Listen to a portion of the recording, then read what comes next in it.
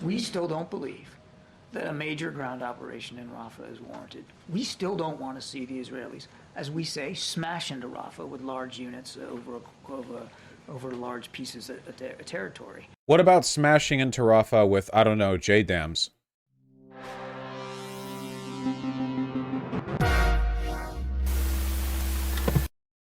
I keep saying this, and it continues to be true more and more as I say it. Like, it keeps mounting up. Israel has in fact done an optics whoopsie. Israel engaged in a targeted strike on a refugee camp in Rafah. Displacement camp. I'm sorry, a displacement camp. Killing about 30 people. There are videos of this. You know, like, this has happened many times over the course of the genocide. We don't normally get video footage as vivid as we did with this one. You know, I know there are a lot of people who always take this as a dare. You basically couldn't use Twitter right after it happened, or at the very least, certainly not with autoplay on, you know. However bad you think it is, it's worse. You're not cool for looking at it. It's just, it just confirms, like, this has already happened hundreds, thousands of times. There are tens of thousands of dead civilians. It's not like this is just the most aggressive video footage we've seen of it, which again is a reminder why one of the first things Israel did was block foreign journalists from entering the Gaza Strip and do targeted airstrikes on the family homes of Palestinian journalists. There was a reason why they did that, you know, this exactly to prevent this exact situation. Oh, hold on. I'm sorry. I think when I said at least 29 people were killed, I think I'm talking about the strikes that happened after the previous strike. The strike I'm describing right now was this one that killed at least 45 people.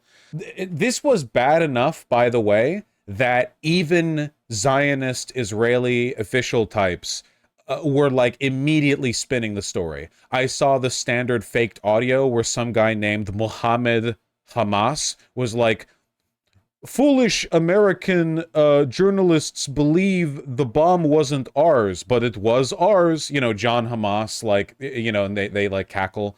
I saw, what's the guy's name? Eli David, the one of the louder Zionist apologetic types on Twitter. I mean, he was doing this like, we'll look into it. I saw this, or Elon, am I thinking of Levy? It was probably a lot of them. I'm getting probably a lot of them mixed up. I don't even care to look, you know, I'll just end up seeing more of those videos. But,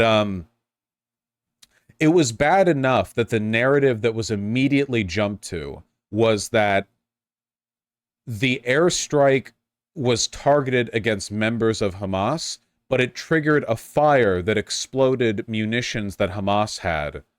And that's what led to the videos of, like, toddlers with their heads blown open, you know, being waved around by their dads. So, like, naturally, it can never be like Israeli missile strike, blown apart children. No, there must have been like a Hamas in the middle, you know? But the fact that they had to engage in these defensive ass pulls is an indication of how bad this looks for them. I mean, this is why they didn't want video footage coming out, you know? Israel's defense was so bad that the IDF admitted to doing it. Whew! From Netanyahu, strike was a mishap. Israel army, strike was legitimate. They can't even keep their lies straight. Yeah, a tragic mishap, Netanyahu says. Whereas the IDF official Twitter account said it was carried out against legitimate targets under international law through the use of precise munitions and the basis of precise intelligence. Right. It's a shit show over there. There are oh, there we go. There are, it really does make it so laughable, all of the claims that were made towards the beginning of this conflict, that the IDF was like a regimented and well-controlled organization, when there are opposing statements being made by the head of state and the military itself. My personal theory, what I think, this is just my personal, I don't know whether or not this is true for sure, but I think this was some Hitlerite reprisal shit. Missiles hit Tel Aviv just a little bit before these airstrikes went off. What I personally think happened is that Hamas launched some missiles into Tel Aviv, and the IDF was like, "Oh, you pieces of shit," and just deliberately struck. IDF does have decent enough intel. They just don't care, right? That's the difference. Like, they have intel, they have modern equipment. They just don't care if they kill civilians. So they knew there were maybe some Hamas guys in a displacement camp, and they were like, "Oh, you're going to strike us? We'll just kill yours." The Nazis were like that too. What was the name of that famous massacre? The one where there was an uprising in, I think it was it Romania, Hungary, Poland? Which Eastern European country was it? Was it the Warsaw uprising?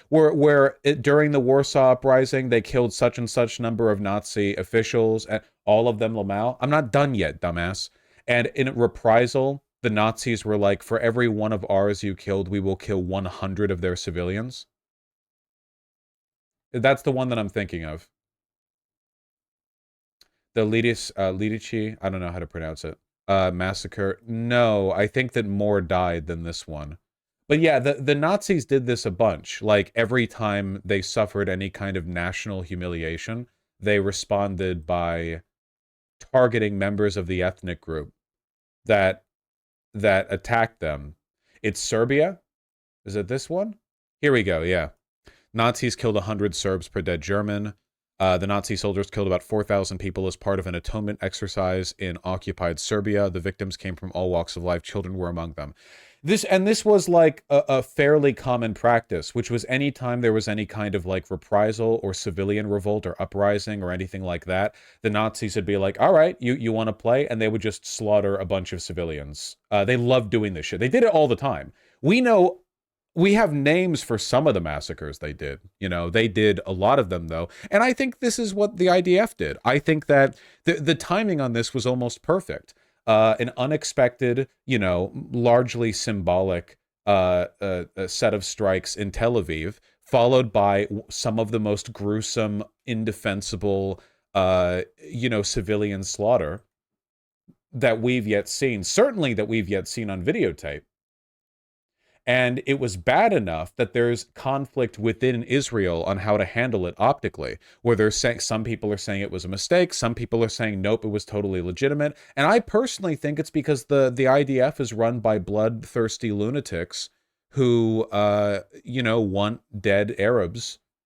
And Netanyahu, as insane as he is, might actually be less psychotic about this than a lot of the higher ups in the IDF, Do you think in the future we're going to look back at Israel like Japan, where the military is basically rogue and can't be controlled by the government? I don't think they're rogue. I think the government is defending what they're doing and promoting what they're doing. But I do think to a large extent that, yeah, the IDF is just kind of doing its own thing. Think about it. It is objectively in the interest of Israel to maintain good troop discipline, because the main threat to Israel's longevity right now is them losing the mandate of heaven, the support of America. And they keep doing things that do that. They keep doing things that make the American people not like them very much, like this, and it's a totally unforced error. This isn't even good necessary propaganda domestically. It's not as though Netanyahu's support or favorability is hinged on whether or not we get 1080p videos of Palestinian children with giant holes blown in them, right? That it's not like this is benefiting him in any kind of like material way. I think this is it's lunacy. It's hysteria. And I think that a large part of this is Netanyahu understands to an extent that there are elements within his war cabinet and within the IDF that are just like full on crazy mode. Ben Gavir probably got off to that video of the bombing. Yeah, probably. UNRWA says staff are terrified and moving following strike in Tal al Sultan. They kept bleeding until they died. It's a lot of. All those that were killed were civilians. No one was a fighter. You should never believe the IDF if they say that they were striking a Hamas guy. Remember when they struck that big refugee camp that had the big crater in it afterwards? And they were like, yeah, there was one Hamas guy in there. And they couldn't even prove they killed him afterwards. It was like 100 dead civilians. Oh, yeah, this is a spoiler to a future segment. No, I don't even care. Hey, that pier that Joe Biden proudly said he was going to build here to secure aid to the Gaza Strip, a little wind blew it apart. He talked about this during the fucking State of the Union address, you know? Wind blew it. Little bit of wind blew it. Sorry. Did it actually break or was it destroyed? It was destroyed. We would, or sorry, it broke. It was destroyed by the weather. You know, turbulent seas. We would know if it was sabotaged. I'm pretty sure that we have the technology to construct a pier that can withstand turbulent seas. Heavier sea conditions delayed the deployment. How long will it take to repair it? Part of the pier will have to be reconnected to the causeway. Does it say how long it'll take? It probably won't take crazy long. The pier cost 320 million. Yeah, guy, here you go. 320 million. There you go. Why? Who knows? Who knows what the contractors the military used for this one are getting paid? I'm confused. How long did it take to build up the piers in D-Day? One of the reasons why the U.S. military was so incredibly competent during World War II and is so incompetent and over, like, bloated today is because of contracting, you know? It used to be if you wanted to build something, if the military wanted, like, a pier or a bridge built really quickly, the U.S. Army Corps of Engineers would get on it. And those motherfuckers know what they're doing. They do. But nowadays, it's like, oh yeah, you know, we have like a private company that we can get to do the work actually, and like the rules are we have to use them, and it only costs like $1 bajillion. And for some reason, all of the people who have like who have invested heavily in this company we're contracting with, like a lot of them are congressmen, or like the relatives of congressmen.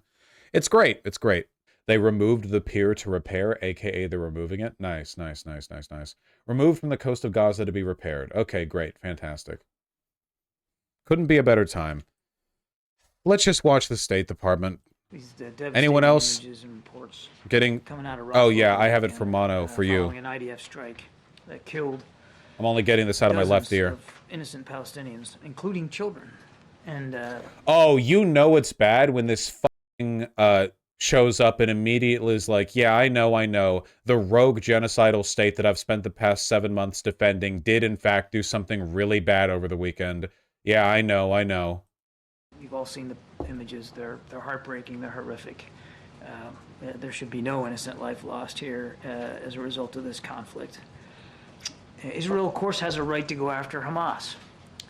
And we understand that this strike... Anthony Blinken? Anthony Blinken, if you were a decent man, you would walk yourself to the Hague. You are a war criminal.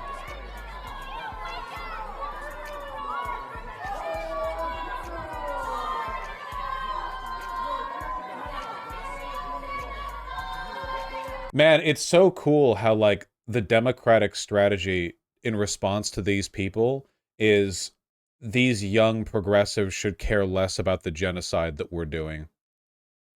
You know? Like that's the official, like, party strategy, you know? did kill. At least now I don't have to hear Vote Blue No Matter Who liberals, a group to which I belong, I guess, talking about how no one actually cares about foreign policy and none of this will matter in the election. That talk sure has dried up the past few months, huh? There was a lot of it back in October and November, but now, nope. Now we're fully, like, nearly halfway through 2024, and it's more and more of an issue every single day, and as I wait, hold on. That point to the fire being caused by a secondary explosion, not the initial strike. Yeah, see? Like, yeah, man, we fired a missile directly into a refugee camp. By the way, all the blown apart children, that was from an extra secret other explosion. Oh, yeah, when I swung my fist at this guy and then he got hit and fell backwards, like, okay, it looked like I was swinging at him, but I stopped my fist right before it made contact, and another invisible man punched him, you know, right then. You know, in the original Doom game, when you shoot a barrel and the barrel explodes and kills a demon, you get credit for the kill. Personally, I think that if you fire a missile, even if the bullshit they're saying was true, which I don't believe, if you fire a missile into a refugee camp, which kills a bunch of innocents, and it sets off another explosive that kills more, I still think that's on you. Not gonna lie. I still think that's on you. I don't know how that's not on you in any way, shape, or form. Like, how could that not? If you, like, shoot a rocket at my house and it misses me, but then like the fire in the house kills me. Like that's still on you. I don't know why. It's so pathetic, man. Like I said before, they're not even making a effort to lie. I think this speaks very clearly to the challenge of military airstrikes in densely populated areas of Gaza. It's not a great challenge. You just don't do them. That's the challenge, you know? This is like Kirby over here is like, this speaks to the great challenge of like, you know, of your neighbor having a 16-year-old daughter. What? What? Mr. Kirby. Including Rafah, because of the risk of civilian casualties, which of course happened terribly in this case. A horrible loss of life. We're glad that the Israeli Defense Forces are doing a full investigation, which we believe is going to be very important to try to prevent future such mishaps. With that, I can take some questions. Thanks, Admiral. Can you explain how the strike in Rafah does not cross the lines that the President has set and many of you have repeated that the operations be targeted and limited? We still don't believe that a major ground operation in Rafah is warranted. We still don't want to see... Aren't there literally tanks in Rafah right now? Like, even 30 minutes ago, Israeli tanks hit evacuation zone west of Rafah. Like, it just, like, again, we're in a murder-suicide pact with Israel. Why? Why? I didn't sign up for this. I don't pay my taxes for this. I expect my tax money to be used for some amount of military impropriety. I understand this. I'm not an idiot. But, like, what? I didn't sign up to murder-suicide pact. At least do this shit in a way that doesn't destroy this country. What the Israelis, as we say, smash into Rafah with large units over large pieces of territory. We still believe that, and we haven't seen that at this point. But we're going to be watching this, of course, very, very closely. I want to just end this answer by making it very clear that I'm legitimately in a bit of a crisis the past few days, how the general West can look at 30K dead civilians and say, yeah, that's inevitable, but 45 dead and it's suddenly a huge international issue. That's always been how it's been. You see videos of the dead, everything ramps up. That's why Vietnam was the first war that like got protested the way that it did in the United States.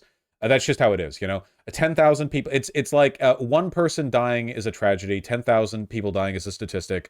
10 people dying on TV is a super mega tragedy, you know? It's very much like a proximity thing. Regardless, every single loss of innocent life is tragic, and every single loss of innocent life should be prevented as much as possible. By the way, someone earlier in chat said that we bombed the Serbs for less than this, and I do want to say that is literally true.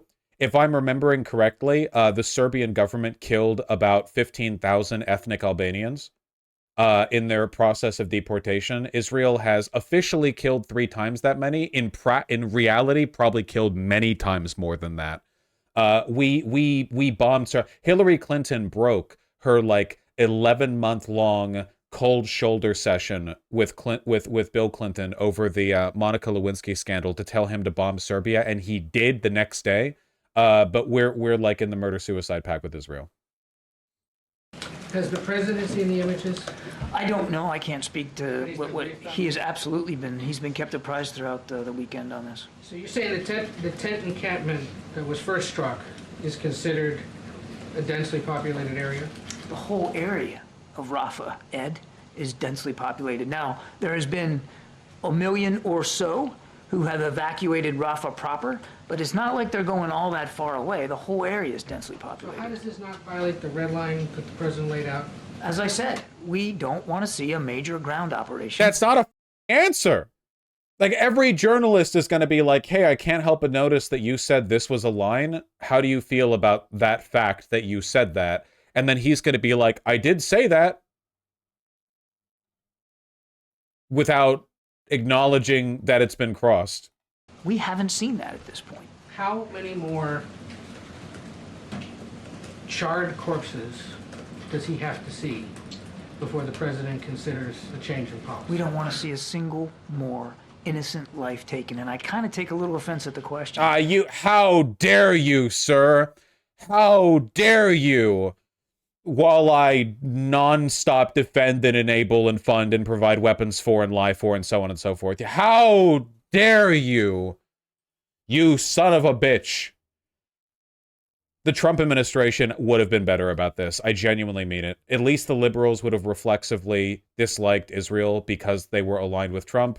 Can you please tell me what a Department of State under Trump would have done differently? Because there's a lot of joke answers where it's like, oh, he would have nuked them. No, they wouldn't have. They would have done exactly this. The Trump Department of State would have just lied and provide weapons constantly. What meaningfully is Biden doing differently than what the Republicans are doing in Congress, apart from the few Republican congressmen who are doing these, like, virtue signal deport all Palestinian bills that get 2 signatories or whatever? Like in terms of, like, the broader consensus, seriously. No civilian casualties is the right number of civilian casualties. And this is not something that we've turned a blind eye to, nor has it been something we've ignored or neglected to raise with our Israeli counterparts, including, Ed, this weekend as a result of this particular strike. Now, they're investigating it. So yeah, look, here's Nikki Haley writing "finish them" on shells that Israel's probably going to launch into Rafah. Can finish them, America heart Israel always. How is this any meaningfully different from what Biden is doing? Genuinely, like, he's sending the weapons. Like it's just more civil. Like the Democrats are just more civil. Maybe if this was official American foreign policy, you know, the average voter would be more disgusted with it. I don't know. We'll see how Biden does in November. I mean, what am I supposed to do with this? let's let them investigate it and see what they come up with. But the president doesn't have like a personal limit to this? The president has been very clear and very direct about what our expectations are for Israeli operations in Rafah. I think Trump would have put U.S. troops on the ground in Israel. You realize that would have probably been better, right? Because U.S. troops have their own chain of command and responsibility, and it probably would have been harder for the IDF to get away with a lot of the stuff that they've done if there were U.S. troops in the area. The IDF is friendly firing. They're killing their own men. They fire at random. They record themselves doing war crimes. If you had U.S. troops there with their own systems of command, rules of engagement, officers there, like, that probably actually would have been more of a, like, supervisory role, if anything. The IDF is leagues worse than the U.S. Army. Far worse. Deploying the army to the Gaza Strip probably would have saved lives, or at least they would have accidentally killed American soldiers, at which point, you know, that would have been a fun stream day, wouldn't it? Well, yeah, we'd have more stories coming from the ground, too. Content, homie. Do you think they're worse than the Russian army? I feel like they're, like, pretty comparable in a lot of ways, you know? I don't know. They feel pretty, it feels like pretty comparable. It feels like there's a pretty, yeah, it feels like they engage in a lot of the same behaviors. You know, the IDF is like the Russian military, except they have our weapons and we're funding them. Specifically, but in Gaza writ large. We don't support, we won't support a major ground operation in Rafah. And we've, again, been very consistent on that. The only difference is Russians post their war crimes on Telegram instead of Twitter/TikTok. I mean, kind of. There are IDF groups. Like, the IDF is literally admitted to having higher-ups in Telegram groups that were posting pictures of like, mutilated Palestinian corpses, going like, haha, Muhammad, dude, haha, Muslim, haha. Like, it's genuinely, like, it's not... Wasn't there a TikTok video recently posted by an IDF soldier where he was laughing at the toys of children in a house that he occupied? Like the family fled and there were like children's toys there, and he was like, haha, these savages or whatever. Like, Jesus, you know?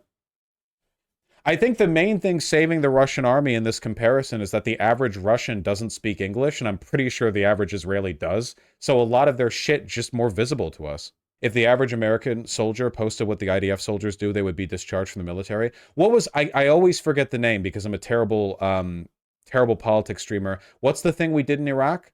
Al-Ghaib, they had the prison camp where the American soldiers were around. Abu Ghraib? Grabe? I don't know how that's supposed to be pronounced. It's been so long since it's been like active news. Like, that was a scandal. The IDF does that shit every day, you know? Grabi? Gravi? Grabi or Gravi? Garaib. Garaib? It rhymes with Grab. Okay, I'm getting contradictory info from chat, and I don't care anymore. Thank you. You've burned it out. Thank you. Anyway, the point that I'm getting at is that that was a huge controversy. Like, that was like weeks of media coverage when that shit came out. Like, that, to this day, that's still thought of as like, it like representative of all the wrong we did in Iraq. Whereas like the IDF does that shit proudly every day with no consequences. Just none. No consequences, you know? A bunch of those soldiers went to prison too. Yeah, have you seen what IDF soldiers get disciplined with? American cops get harsher punishments. It's insane! And the president said that... Stop trying to should pronounce that it. occur, I don't care anymore. Then it might make him have to make different decisions in terms of support. We haven't seen that happen at this Why point. not have him come out and say that himself? The president has been speaking to leaders throughout the region on a regular basis. He has been addressing you guys in various fora. Love having a president who doesn't talk to the public during a time of national crisis. You've got plenty of opportunities to talk to the president, including, I might add, in a press conference last What week. did Biden say in response to the strike that killed 45 people? He You said, how ooh, you I'm don't sleepy, think a major ooh. ground invasion is happening in Rafah right now, but as you note, this is a densely populated area. It all is. I understand that this might be a secondary explosion. The Israelis are describing it as a tragic mishap, but isn't this exactly the kind of incident that you have been concerned about this whole time? As I said in my opening statement, this exactly does speak to the challenge of military... So yeah, he's not ever going to give an answer. Again, can you, man, this guy, what kind of lines do you think this guy was doing before coming out here? Because you know, he knew what he'd be saying time and time again. Like, he knew he'd just be coming out here and like downplaying everything. operations in a densely populated area. A challenge, I would add, Mary, that we have been sharing and our perspectives on with the Israelis from our own lessons learned in places like Iraq and Afghanistan. This incident speaks exactly to that challenge. And despite By the way, the war criminals from Abu Ghraib got off light with some nothing at all. Even after all that scandal, so was it really different? Yeah, it's massively different. It was a huge national scandal that was covered broadly. Israel does this shit like every day, and it was still treated as a bad thing. When the IDF posts war crimes to TikTok, not even it gets leaked by journalists. They post it. Not only is there no punishment, it gets celebrated. There's no comparison. There's genuinely no comparison. The last time the American military acted even remotely this bad was in Vietnam. And even then, genuinely, I don't even think it's comparable. I think that for the most part, the national character of being in Vietnam was officers who had no idea what the they were doing, some of which in the absence of any proper national directive engaged in horrific war crimes. But I think the average character of the average soldier in Vietnam was like a terrified conscript, you know? Whereas it genuinely seems like the fabric of the IDF from top to bottom is just gleeful genocide with basically no interruptions or break in that, you know? The character of the IDF is insane. We sprayed an entire country with millions of bombs. Yeah, I'm aware of that. Except I'm talking about the character of the military, like behaviorally, not about death tolls or national doctrine. You know, can you please like make an effort to listen to me rather than, hey, teacher, I have like something that sounds like a counterfactual but doesn't actually address the point that you've made. I'm gonna be like contrarian about it. We're not talking about Kissinger here. We're talking about the character of the military. the loss of life here, do you still believe that this strike was precise and proportional? There's an investigation. I think we're going to let the Israelis Never give do their work. any I don't answers. think you can Let the expect me to Israelis speak investigate, to you know? Yeah, details man, whatever. of a specific strike by Israeli military forces when we had nothing to do with that. And just one more, you've called the strike devastating, the images heartbreaking, but you've stopped short of outright condemning this strike. Can you explain why? We have been, I think, very strong. I'm not talking about the character of a single soldier. I'm talking about the character of the military. When did I say anything about a single soldier? It's the whole goddamn IDF. In our condemnations about the deaths of innocent civilians. These deaths are not excused from that. But we have to understand what happened here. There's going to be an investigation. They've already said it was a tragic mistake. They're looking into it. They have been able to investigate themselves and hold people accountable in the past. We'll see what they do here. Awesome. Yeah, thank you. I want to be clear, after this weekend strike, is it our assumption that nothing about U.S. policy has changed or is changing in regards to... As a result of this strike on Sunday, I have no policy changes to speak to. It just happened. The Israelis are going to investigate it. We're going to be taking great Why interest. do none of these journalists have the balls to ask a question that I actually call this bullshitting? Listen to the journalists, dude. They all are. Like, what are they supposed to do? Like, do you want a journalist to like soy rage and go like, why do you lie? Why do you lie? Why do you lie? Like they're asking pointed questions. He's obviously dodging. There's not a human alive who is watching this and thinking, wow, we appreciate our strong leadership in this time of crisis. Thank you for answering the questions we need answered. Like, yes? Okay, well, that's because you're children who watch YouTube live streamers who say funny words and make funny sex jokes while covering politics. In reality, it would not be to the benefit of these people and their cause to soy rage out at Kirby. They are constantly asking questions that reveal how unwilling he is to be honest or straightforward. Are you saying your jokes are funny?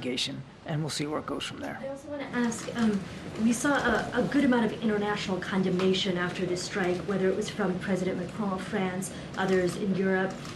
We have not yet heard from the president publicly at all about this strike. Why is that? Well, again, I think I've answered this question with Ed. You've heard the president on numerous occasions in just the last few days about what's going on in the Middle East and in other places around the world, and you'll hear from him again. I'm absolutely confident of that. One last question. Is there... Lamau, Vaush sounds silly. We were pretty bad overall in Iraq, Afghanistan. I should. You're right. I should never make any kind of comparative analysis when I'm talking about anything, because if you ever say X is in many ways worse than Y, people will just hear Y wasn't bad. Yeah, I can't, like, you can't say, hey, it's kind of wild that there was like a national scandal and weeks of coverage after a leak that revealed U.S. soldiers in Iraq doing something that IDF soldiers gleefully do every day with no consequences and with like the official permission of both the American and Israeli government. And people will like hear that and they'll go, oh, so you think that our invasion of Iraq was good, actually? You think it was like red-pilled, which I don't think that. I think we should have killed Saddam Hussein after the first Gulf War and ripped that Band-Aid off early. I mean, I think it was pretty stupid of us to leave him alive after that, but you know.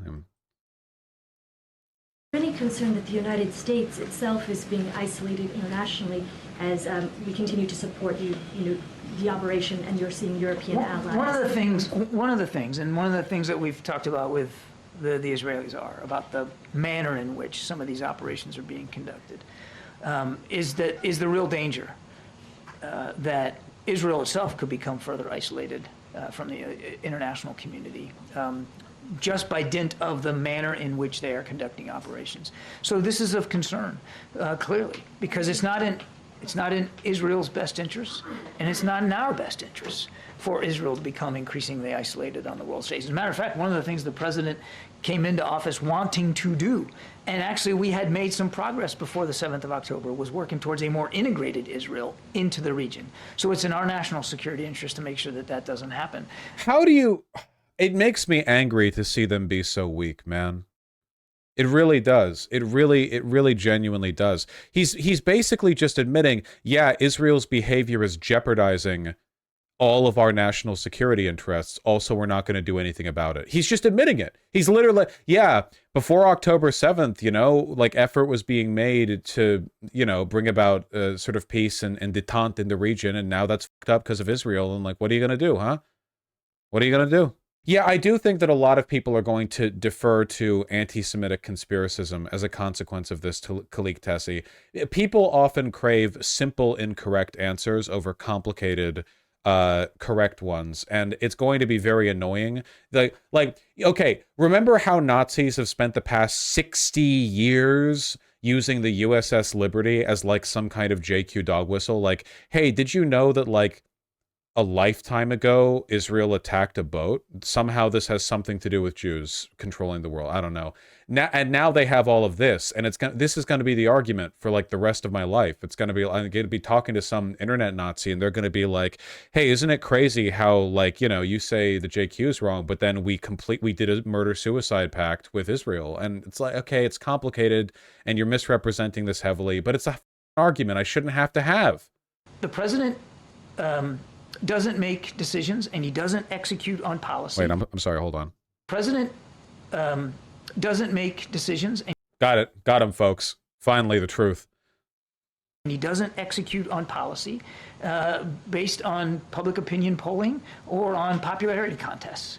He bases his decisions on our own national security interests, what's at stake for our safety and security here at home and abroad, and what's in the best interests of our allies and partners. Sometimes what's in the best interest of your alliance and your partnership is to be candid, forthright, even tough with your friend, which we have. This literally sounds like somebody making apologetics for an alcoholic friend or like an abusive partner or something.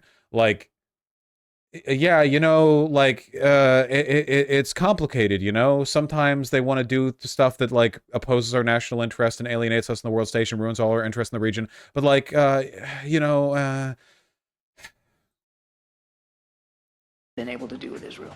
So I just wanted to be clear on that. We spoke about Israel's isolationism there. I just want to make it clear, are you concerned at all, or is the administration concerned at all about the United States being out of step or isolated? This is the sort of thing Kissinger would have said and done. Nope!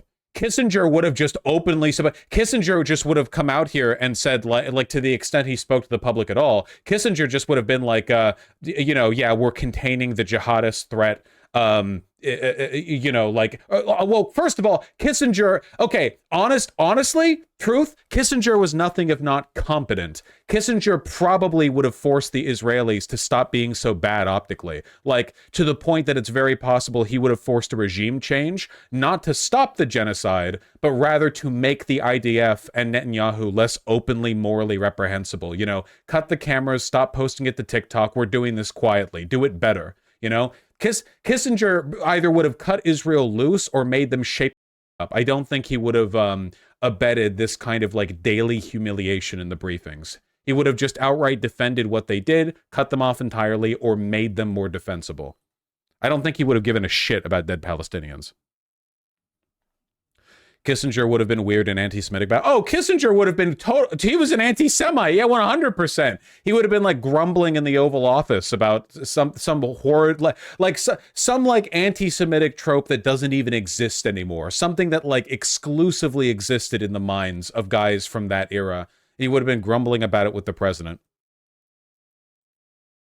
Back to that in the last part of my soliloquy. No, I did. I did! I'm sorry, I did not catch that. You didn't get it. Okay, so I'm going to try it again, and we'll see. Maybe Wasn't maybe Kissinger take two Jewish? better. Yeah, much to his regret. The president's not making decisions based on popularity or public opinion polls here around the world. He's making decisions. I think that the president sometimes should make decisions based on what the people who are in the country that he's in want. You know, that, in my opinion, that does sound kind of like, I'm not saying every technocratic decision should be, you know, made subject to popular mandate. It does seem a little bit weird that, like, basically very few Americans proportionally want us to keep doing what we're doing, and we're doing it anyway. I don't know. Decisions about our national security based on those interests and what meets those interests. And it certainly doesn't meet our interest, and it doesn't meet our Israeli partners' interest for them to become further isolated. But he's not making decisions based on that being a worry. He's making decisions based on what's in the best interest of the American people and our safety and security abroad. Thank you so much. So last week from this podium, Jake Sullivan was asked about the Rafah operation, and he said, and I quote him, "What we're going to be looking at is whether there is a lot of deaths and destruction from this operation."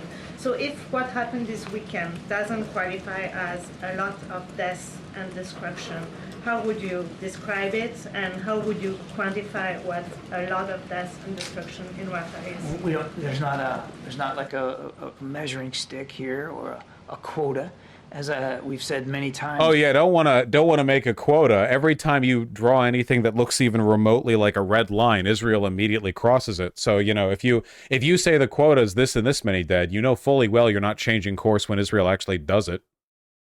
The right number of civilian casualties is 0. We won't see any.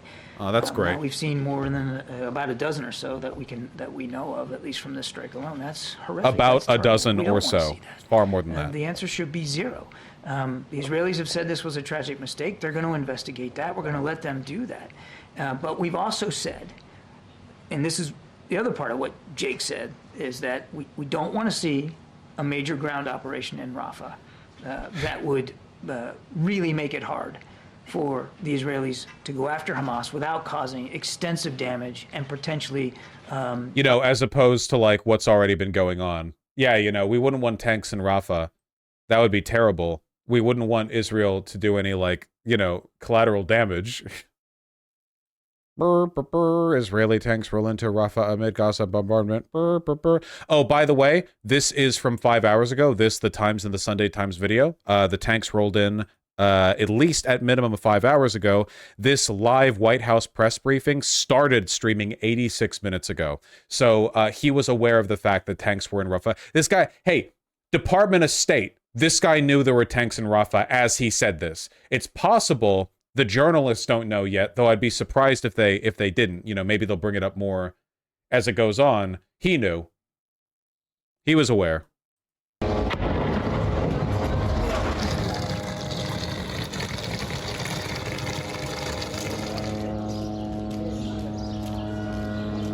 ما احنا عارفين وين بدنا نروح. صحينا على 6 الصبح صار 5:30 من القذايف والصواريخ وين متمرمطين رايحين الله اعلم في حالنا وفي وضعنا ولا معنا خيم ولا معنا حاجه ومعنا اطفال ولسه في كمان نقله والده وعمتي وحماتي.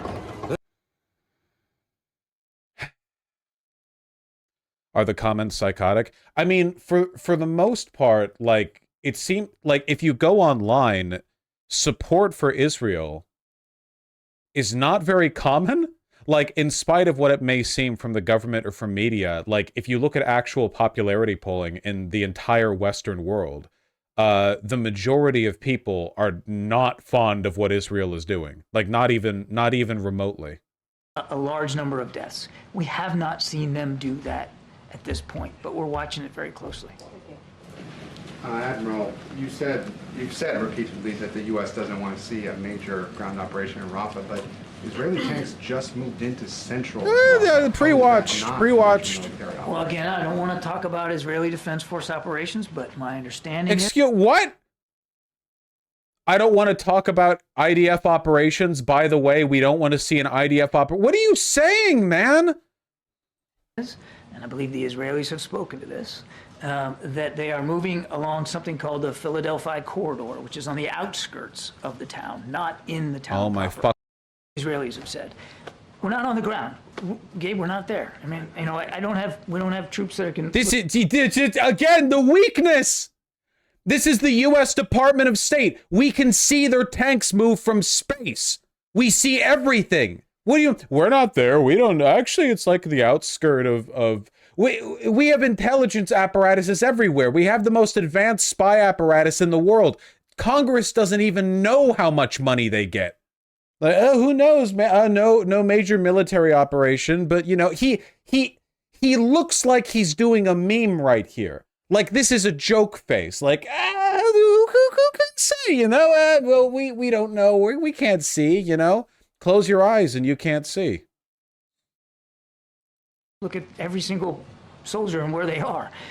We can't see where every single soldier is. How can we possibly make any comments on something that's happened hours ago?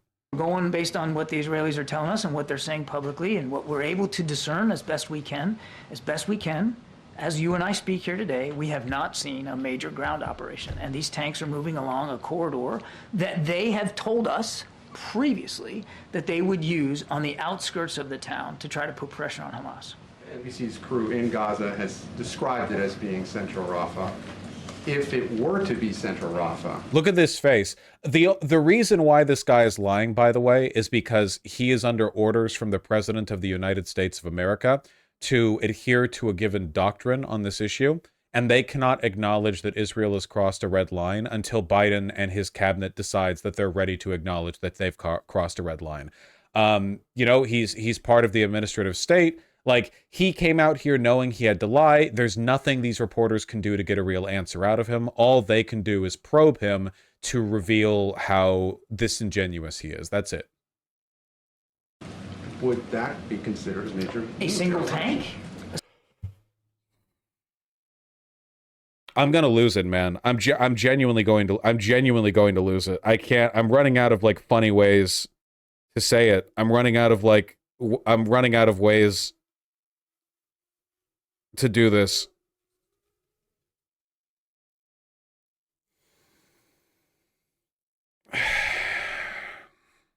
a single tank with a dozen or so guys, and I mean, look, we're talking about, you know, you're dragging me into a hypothetical, and I hate that, but State Department press briefing should not remind me of debates that I have had with internet YouTubers. I'm getting flashbacks to like 4 years ago. I should not have that brought back. I'm incurring like immense psychic damage right now. tank, one armored vehicle does not constitute a major ground operation. Now, I'm not saying that that's what's going on right now. You know what? Yes, it does. Tanks never move anywhere as at least they shouldn't. They don't move anywhere as a single unit. An unsupported tank is incredibly vulnerable and expensive. You know, tanks move in groups. A single tank needs protection. Like, there's no... Yes! And it's not just a single tank. He was like, yeah, man, all these tanks are in the outskirts. We don't know. And then it's like, yeah, NBC said they're actually in central Rafah. And Kirby was like, with one tank? Oh, I don't know. Do you think NBC News? Kirby, hey, quick question, by the way. If you were being honest, which I guess nobody thinks you are, so I don't know why I'm saying this, but if you genuinely believe that Israel was keeping their tanks to an outside corridor, shouldn't the news that NBC reported they were in central Rafah be a surprise to you? Like, you'd think if they were even pretending to make these lies credible, he would be like, oh, I was not aware of this, or we have not substantiated those claims. But instead, because he came out here knowing that Israel had already begun a major military operation in central Rafah, because he fully knows. We have that surveillance apparatus I talked about. He knows where they are. He came out here knowing they'd already done it and being willing to downplay it, you know. Instead, he's doing this like, just one tank, like daring the reporters to have, what, video footage of multiple tanks? I'm telling you is what the Israelis have told us about what they're doing. They tell us on the outskirts.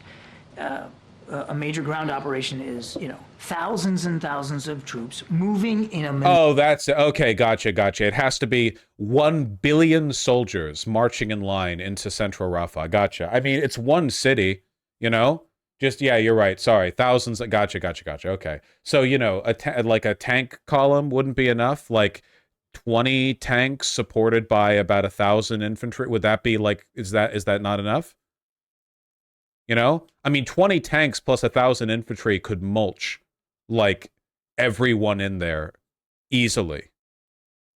But, okay. Maneuvered, concentrated, coordinated way against a variety of targets on the ground. The kinds of things we've seen, we've done ourselves. That's what we're talking Tomorrow when Israel marches 20,000 troops, he'll say millions. Yeah, after this briefing, he's going to get, like, newspaper lashed by Biden in the White House office like a dog. Biden's going to be like, you should have said millions. A major military operation is millions of soldiers, because they know fully well that Israel is going to send thousands of soldiers in there. Yeah. talking about here. And then one last thing on a strike today, at least 21 people killed in a strike that hit a tent encampment in southern Gaza today. What's the U.S. response to that? We can't verify those reports. The Israelis are saying publicly that there was no such strike, so I'd point you... I'm going to be arguing about this for the rest of my life, man. The Nazis are going to be like, pointing at shit like this and go, explain this. And I'm going to have to be like, American foreign policy. Yeah. Are you guys looking forward to like a decade from now when every single American liberal is going to pretend they were against this? To them, I can't speak to it. Thanks. And just want to make this very clear between what's happened on Sunday, what's happened in terms of the ongoing ground operations since. There is nothing that you have seen thus far that would prompt a U.S. withdrawal of more military assistance. I believe that's what I've been saying here. Okay, cool. And just want to get your reaction as well to the House Republicans asking for sanctions against the ICC or some of its officials. Is that something that the Biden administration is going to support? No, we don't believe that sanctions against the ICC is the right approach here. No. I mean, look, we obviously don't believe the ICC has jurisdiction. We certainly don't support these arrest warrants. We've said that before. We don't believe, though, that sanctioning the ICC is the answer. Thank you, Karine. Admiral, please help me to understand. You just said that basically there is no major operation that you have seen by the Israelis in Rafah. And you insisted that it has to be a viable plan to evacuate all civilians, and that was considered kind of red line, if you don't want to call it a red line. So explain to me how 1 million people who are forced to leave Rafah to no place that's considered a safe zone, with now only 400,000 left, how could it be that different from what you said, that we oppose the plan unless the Israelis give us really a viable way to make sure that these 1.5 million civilians are safe. So 1 million, they're not really safe. Because by the way, Haaretz confirmed Israel blackmailing, spying, and violently threatening ICJ officers. Yeah, we're not surprised by this. Pattern of spying, hacking, intimidation tactics employed by Israel's intelligence agencies to undermine the ICC's investigation into alleged war crimes in Gaza. Yeah, not even remotely surprising. I mean, the IDF has literally been like targeting and killing journalists in the Gaza Strip. It's not surprising they would extend that internationally. Love our being in a murder-suicide pact with a terrorist rogue state. We have seen yesterday, they have been attacked, they're burned to death, with kids have no heads, headless kids that you see in the pictures. Yes, I have. And then now, the Israelis, basically, their plan is to let these people leave, but not voluntarily. These people are forced to leave. So how could be this any different from your insistence that it has to be a good plan, a viable plan, a practical plan to make sure that these people are going to a safe place? I didn't say that everything that's happening in Rafah right now is perfect or good. No, I'm not saying that at all. What you said before. You said before that it has to be a viable plan to evacuate 1.5 million people. Now we have 1 million completely in nowhere. Yeah, not all of 1.5 million are out of Rafah. Vaush, your analysis is lazy. You know, POV, you're a big nuance guy when it comes to genocide. Yeah. Right? There's still hundreds of thousands that are still in Rafah, that are still in danger. And we still have not seen a plan to take fucking care hate of the nuance cells. Yeah, you know, a bunch of the nuance cells are totally okay being like really hardline against Russia too. Which is the crazy thing. It's literally just like, this is what I mean, by the way, about rationalizing feelings. Constructing this entire like logical persona around a completely indefensible double standard. their safety and security, which is why nothing's changed about our view that we don't want to see a major ground operation in Rafah that puts those people at greater risk. I'm not really sure where you and I are on a different page here. I don't know if you answered my question, but it's... Well, let's try it again. Go ahead. You said that the Israelis have to offer a viable plan to evacuate 1.5 million civilians, correct? You said that many times. I checked. This person had no chat history. They wanted to donate. They're a non-U.S. citizen. They wanted to donate during the fundraiser stream. But we're doing another one on Saturday, by the way. Trump would have given them a carte blanche to murder indiscriminately. Bro, what the f do you think Biden's doing, man? A State Department press briefing where they're like, nothing happened. They're not doing anything. And if they did do anything, it's just sticking to the corridor. And if it's not sticking to the corridor, that NBC saw them in Central Rafah. What is it? 1 tank? 1 tank's not enough. They need a million tanks. And we're not going to condemn. We're not going to acknowledge. We're going to give them more weapons. What do you think that is but carte blanche? Do you think it would have been different if Trump was like, I don't know, more like brutish about it? At least that would have been honest. If a Trump-picked head of state would have come out here and said, yeah, kill them all, meh, that would have been more honest. I want to see a viable, credible plan for the safety and security. 1.5 million. 1 million already forced to leave into... By the way, like, you should be harder on this, too, because, here, this was linked a little bit earlier in chat, but, like, look, it is a murder-suicide pact. We are unironically at risk of losing American democracy to the Republicans because Joe Biden is such a staunch Zionist. Like, it is actually that bad. Like, we're not only talking about slaughter of the Palestinian people. This isn't just a foreign threat. Like, this is tanking him, too. Like, all of us are going down. Murder-suicide pact, baby. Yeah, us in Israel, you know? Netanyahu, 2% approval rating.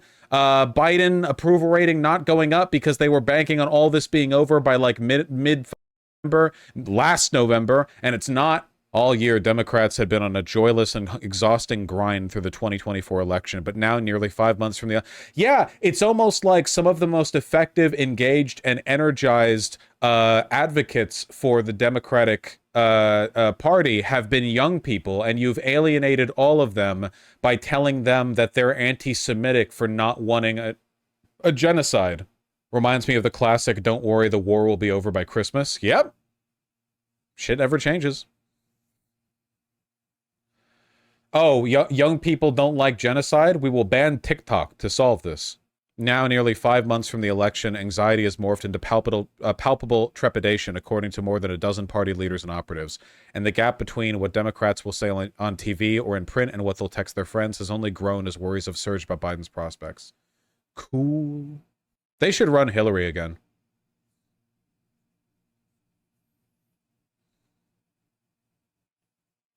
Do you think Kamala Harris would be better on this? Yeah, Joe Biden is like an actual Zionist. Kamala Harris is worse. I'm not saying she's better generally. I'm saying that Joe Biden is ideologically Zionist and has been for longer than you've been alive. Places that are not considered safe. You're only talking about 500,000, and this 500,000 over the next few weeks probably will be down to few thousand. What happened on Sunday was terrible and tragic, and you're right. Question, please? You mind? Thank you. You're right. Not enough has been done for the safety and security of the innocent people trying to seek refuge in and around Rafah. I'm not pushing back on that at all. And I can't verify where everyone who left, where they went. I don't know if all of them went to a tent compound that was set up by the Israeli Defense Forces, or maybe they went somewhere else. We hear you, we see you. Obviously, it's still a dangerous place. I'm ready for the final weapon in the Democratic arsenal, okay? We need this guy to come out and deliver a State Department press briefing wearing a keffiyeh. That's what we need, okay? We need this guy wrapped the up. You can, like, take a knee or something. We can, like, mix metaphors. That's what we need. Why what happened on Sunday is so tragic, and we don't want to see it happen again, which is why we think it's important for the Israelis to investigate this fully, completely, and be transparent about it, and more importantly, to learn lessons from the investigation so that this can't happen again. I want this, but for Palestine. Just Kirby, Blinken, that weasel, all of them, just out here with the keffiyeh. Not even answering questions, just 30 minutes of them like this. And then they go back in. I think the Palestinian people would want that too. Vaush, I work for a state Dem party. What idiot resist libs don't get is that they're alienating the people who actually do the work of getting people elected. Yup! Young people don't vote as much as older people, but young people are disproportionately good at getting other people to vote because they have a much better command on social media. They're more likely to canvass. They're more energized. They tend to have larger friend groups. They tend to be more active, and they're in close contact with other young people who are easier to convince to vote because a lot of young people don't vote but could, right? So by alienating young progressives, the Democrats are going to learn. Well, they're not going to learn anything. They're not going to learn anything from this. They're just going to blame us. The Democrats ought to learn from this election just how much they needed young progressives. We'll see if Biden wins. You know, maybe he could. It's not impossible. It's not impossible. They're not making it easy for themselves. Question, please. One quick question. Sure. Thanks. So just to clarify, how can the... No, go ahead, Nadia. Thank you. And then just one quick. The European Union are considering imposing sanction on Israel if it does not oblige by the ICJ order to stop the attack on Rafah. Is this something that you agree with? Do you think there is an isolation now, or there's a rift between you and the Europeans, the whole of EU, because they're the one who's wanting to... I'll let the Europeans speak to that. We have no plans for those kinds of sanctions to put in place based on the ICJ ruling, a ruling that we do not, that obviously we do not concur with, nor do we see that they have jurisdiction. Thanks. So how can the administration not want to see a major ground operation, but not have a measuring stick, you know, your words, to actually measure what is... The question was how many deaths It wasn't a measuring stick about what a major ground operation was. The specific question was, well, how many deaths is too many? As I said, one is too many. We don't want to see any more.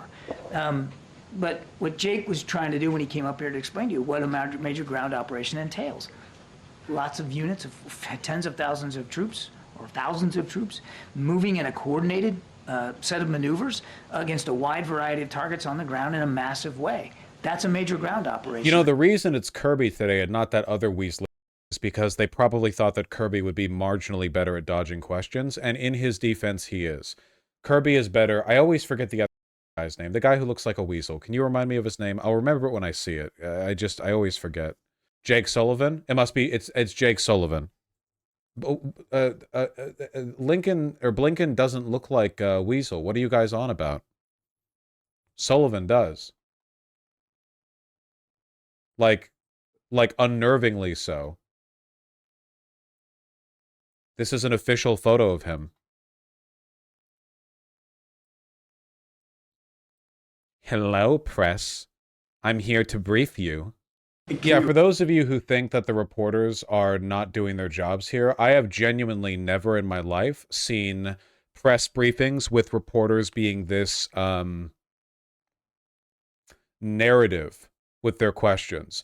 Normally you have like one guy who's being kind of narrative with it, and the rest of them are just asking sort of pointed, like either gotcha questions or like here's a little sound bite. But basically every journalist now is like, okay, so I'm holding up a photo of a burnt Palestinian baby. Why did you make this happen? Like there's a lot more. This is the Weasel guy, not Jake Sullivan. Oh, this is the guy I was thinking of. Matthew Miller. Okay, who also looks like a weasel. They all look like weasels. He looks like a weasel. I don't think Anthony Blinken looks like a weasel, personally. He just is one. Maybe it's a prerequisite for working at the State Department. No, I don't think that Anthony Blinken looks like a weasel. He is a weasel. I'm just saying I don't think he looks like one. To me, he looks like more of a... Honestly, he looks like a politician from like the 70s, you know? I feel like this lip shape and upper tooth smile is just straight out of like Carter, Nixon, LBJ, just from that era, you know? Yeah, he's ready to defend leaded gasoline. Exactly.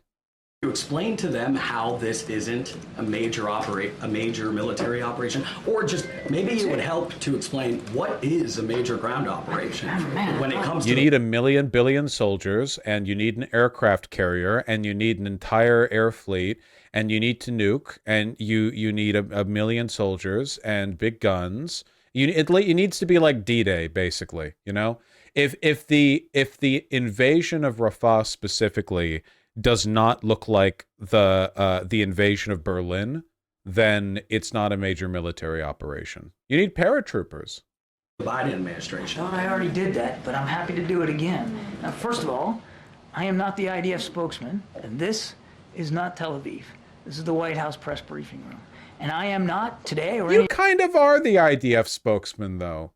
Like, you kind of are. You know, you've been laundering their bullshit for the American press for over half a year now.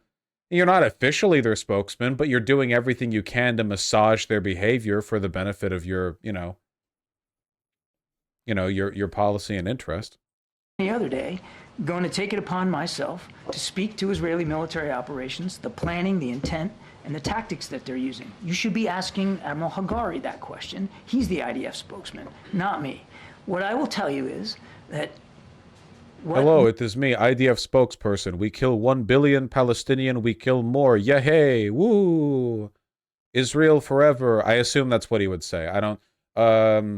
Missile kill 40 innocent babies. Sorry, wasn't 50. Woo! I don't know. I probably shouldn't do like any kind of accent or broken English when I'm making a joke about an Israeli rep talking to American press, because half the people in Israel are from Brooklyn. Nah, that's not true. There are tons of Israelis who aren't, though it certainly is the case that a lot of their They do have a pretty strong national disposition for both speaking English and putting out propaganda in English. So do it again in a Brooklyn accent. Oh yeah, these Palestinians. I don't know. I can't. Yeah, the spokesperson is literally Scottish. Scottish, really? Hey, I'm walking here. He says, like walking on a burnt Palestinian corpse. You weren't kidding. Play this. He claims there were no tents. Oh, sorry. Pardon me for... Yeah, here we go. Oh, it's this. Away from where the safe zone in Al Mawasi is. And that's what Daniel Hagari made crystal clear. Sorry, David, I know, I heard Daniel as well. I was listening across it at the time as you were. Who were these civilians then that were killed? Where were they? The tents caught fire, David. This large fire which took hold, which the conversation from the Hamas operatives made clear was caused by Hamas munitions, must have caused a larger fire which affected these civilians because the munitions which were used... By the way, there were like videos of children's heads with holes blown in them. I don't think fire does that. I could be wrong. I'm not a fire expert, but you know. I think that Israeli missiles can do that. I think missiles have the ability to do that. Don't cause fires and don't cause craters.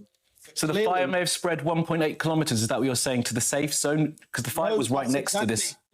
This is a very, very important point, and I'm pleased you gave me the opportunity to make it clear. This was not the safe zone. This was outside the safe zone. This was 1.8 kilometers away from the safe zone. That's more than 1 mile away from the safe zone. And it was in a Hamas compound where these two terrorists were planning. So like, okay, ask an Israeli spokesperson and they will just say anything to you. Just anything. Like just any lie. It was a Hamas compound. Is that true? No, the missile struck a camp with civilians in it. It was objectively not a Hamas compound. It's like, it's just a complete objective, factual lie, indefensible. He can just say anything. You can, like, if you're a spokesperson for the IDF, you've already been caught lying 5 million times before. Why does it matter if you get caught lying? Just say it. Like, who, you know? It's not like you have any credibility to waste away. What we have seen is essentially, so far, what the Israelis said they were going to do. They were going to close down the crossing to shut off the revenue to Hamas that comes across that crossing. And the aid. For a while. And they were going to go after Hamas terrorists. How's this guy smiling? Because he knows he's lying. He knows that this is just a game he has to play. He knows that the journalists here know that he's lying, but if they just openly accuse him of lying, they can be removed from the press pool. So, yeah. In as precise a way as possible, that they were not going, quote-unquote, smash. That is still against multiple targets on the ground. What? That is a major ground, unquote, smash. That is still against multiple targets on the ground. Okay. That is a major ground operation. We have not seen that. What we've seen is they have targeted tunnels. They have definitely done airstrikes. This one with tragic results, but not all of them with tragic results. I mean, there's like 40,000 dead confirmed, so this isn't the first time civilians have been killed in the conflict. And yes, they are moving some armored vehicles along a corridor on the outskirts of Gaza, along a corridor, by the way, that they told us they were going to use.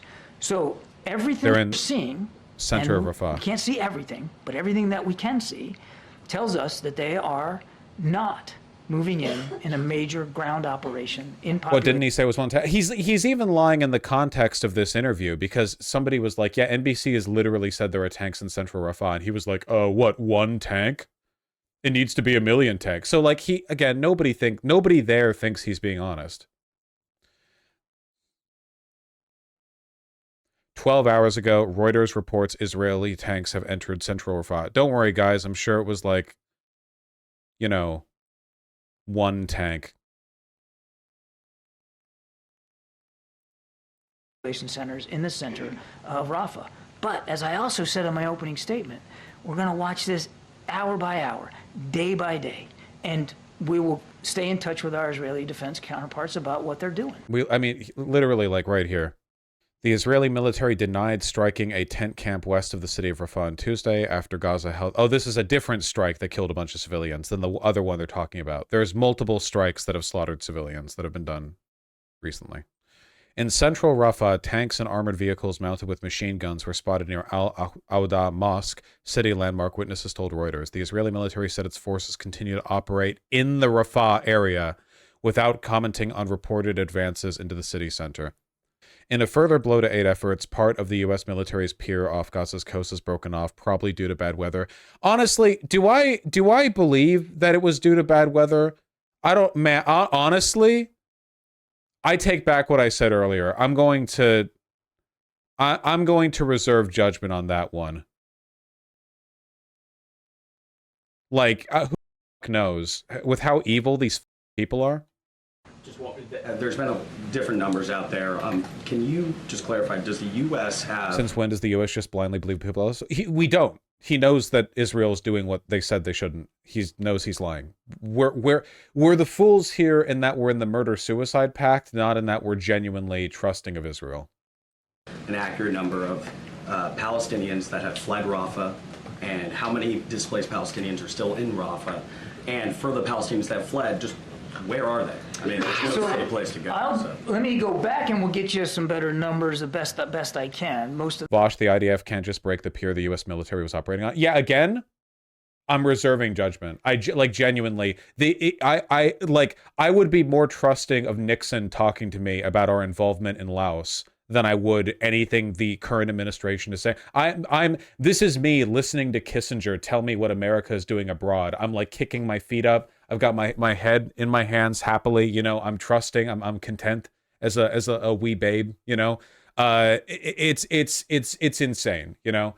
I think I would need video footage of the weather destroying the port before I believed it was anything other than on the exact same day that Israel commits to its military operation in Rafah, like in a central sense, the port breaks off when they're also strangling aid in every other direction. Again, like, I don't know, it's like I just need evidence, you know, which I'm never gonna get. But like, dog, the IDF has gotten away with assassinating Western aid workers and journalists. Like that shit with the World Food Kitchen. I always forget the full name of their thing. Like it's not like there are limits to this. I don't know. Yeah, it just seems like they do anything they want. World Central Kitchen. Thank you. I just can't. Yeah, exactly, Richard Hannay. Like it's always going to be a while. My guess is that the next State Department press briefing, the next one, they're going to be like, okay, Israel is now moving into central Rafah. But we believe it's in a limited capacity. And the one after that is going to be like, okay, like, you know, we regret the many deaths in central Rafah as a consequence of the military operation and are asking Israel to investigate it. And we will wait on what Israel tells us. The numbers that we're getting, again, we're not on the ground counting noses. So we have to rely on other sources, whether it's international organizations or the IDF. Roughly speaking, more than 1 million of the 1.5 million people that were seeking refuge, we estimate more than 1 million, have fled Rafah. Now again, to Nadi's question, where'd they go? I can't tell you every tent compound they went to and who's running that. I just can't do it. But there are several 100,000 that we still believe are in Rafah. However, I will take the question and we'll see if we can get a better sense of the numbers for you. Thanks, John. I just wanted to clarify an earlier answer where you were asked... Do you think we'll ever see a strike among lower-level State Department workers over this? I mean, there's a ton of turmoil in the State Department. Some senior officials left over this. There have been internal memos that were filed that have caused an indefinite delay in a briefing that is meant to be presented to Congress concerning our assessment of whether or not Israel is using the weapons we've given them to commit war crimes. You know, there were like protests from lower level State Department officials outside the White House with masks covering their faces. Trust me, like it's probably not a great time to be working over there. We're going to get a bunch of tell-all books a few years from now. I'll tell you that much. By someone in the front row about condemnation of what happened in Rafah.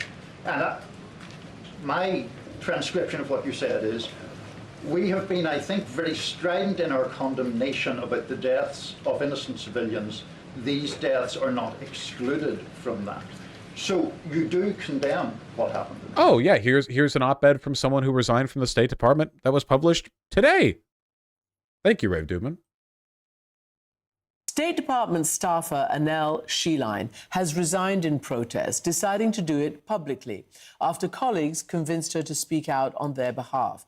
In an op-ed for CNN, she said her job to advocate for human rights was impossible, saying, quote, whatever credibility the United States had as an advocate for human rights has almost entirely vanished since the war began. And Anel Sheline is joining me now. It is her first television interview. Welcome to the program. So let me just hear it in your words. It's a pretty big step to take, especially as a young State Department staffer, just in your first year, to do this and to do it publicly. What was the, if there was, you know, the straw that broke the camel's back? Thanks so much for having me and for drawing attention to this issue. I think as it became clear what U.S. policy was going to be as far as enabling the ongoing military operations in Gaza, as well as the intentional use of starvation as a weapon, I initially hoped to make a difference inside the State Department through the dissent cables, through internal forums, speaking with supervisors. And then eventually it became clear that from my position inside state, there was really very little that I could do. And so, as you mentioned, I was initially just going to resign quietly. I just didn't want to be part of this government anymore. But as I started to let fix from the inside idea, it never works. Not in situations like this. The Department of State's too big. And ultimately, like, the Department of State acts in the interests of the presidential administration. You know, it's a pretty, like, top-down affair for the most part, at least in general strategy. We certainly condemn the loss of life here, but there is an investigation going on, and we want to make sure that the Israelis have a chance to do that in a fair, transparent, credible way. Look, I know what you want me to say. I get it. There should be no civilians killed. I'm not going to stand... Yeah, all right, you namby-pamby bleeding heart liberals. I know what you want. You want a completely unrealistic outcome. I know what you want. You want 0 people dead. Well, I'm going to contrast the real world, which I live in, with your crazy, high-minded fantasy that could never actually come true, thereby giving the impression that any concerns whatsoever about Israel's or our behavior is motivated by some kind of pie-in-the-sky fantasy of a completely peaceful world, and not by, I don't know, very obvious inconsistencies in our, like, stated policy and what Israel is being allowed to do, you know? Up here and make an excuse for any single individual civilian being killed. There's no excuse for it. It should not happen. Now, it does happen in war. It happens sometimes deliberately, and sometimes it happens by tragic mistake. Imagine this is happening after the My Lai massacre in Vietnam, right? And a journalist is like, hey, that was pretty up. And Kirby is like, I think nobody should have died. I know what you want from me. You want me to say, it's like, it's so obvious what this language represents if you think about it in any historical context at all. You know? How, like, it's gaslight. It is gaslighting to the extent that it's like, oh no, actually, your perception of events, you're being motivated by this high-minded idealism. You know, I'm right there with you on wanting to prevent civilian casualties. It's just I can't deal with your unrealistic, completely unachievable goals. And it's so brazen. Yeah, this type of language could be used to justify the Kent State massacre. I mean, this type of language is typically used by liberal regimes to accomplish the same outcomes that fascist regimes do, which is the fascist will take pride in the horrors that they bring about, and the liberal will say, oh, well, this was an unavoidable necessity, and don't get me wrong, I think it's terrible, I'm right there with you, but let's not forget that there was no other way. Yeah, we're good. It's been long enough. You know, you can watch this forever. We're good. I think we're good.